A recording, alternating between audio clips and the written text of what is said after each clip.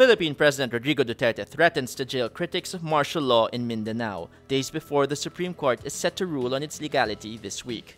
Duterte declared military rule in Mindanao in late May to quell what he said was a fast-growing threat from ISIS. The president insists he would ignore the findings of the court, which has constitutional oversight, vowing only to listen to recommendations from the armed forces.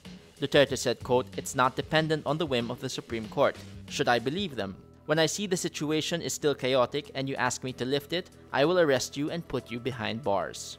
He adds, quote, "We can talk of anything else and make compromises maybe, but not when the interest of my country is at stake." Clashes are still ongoing as government forces try to take back parts of Marawi City from local terrorists. The 1987 Constitution allows the Supreme Court to review the factual basis for proclaiming martial law, which is limited to an initial period of 60 days.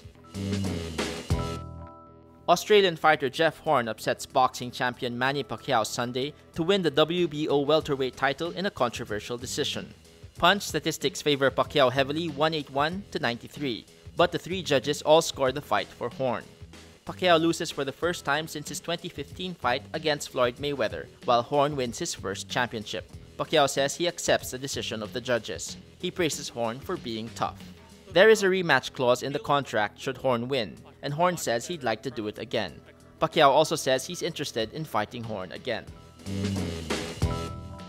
United States President Donald Trump on Sunday tweets a video showing him knocking down and beating a professional wrestling villain whose face was replaced by the CNN logo.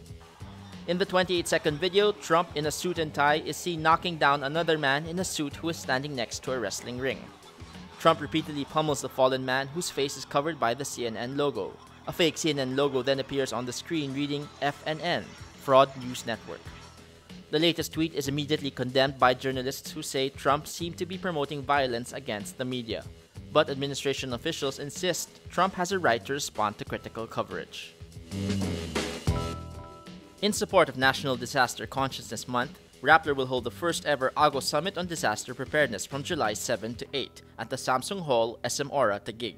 The summit will gather disaster management experts, stakeholders, and volunteers to talk about how we can all be better prepared for climate change and disasters. Tickets are limited, so register today on agos.rappler.com.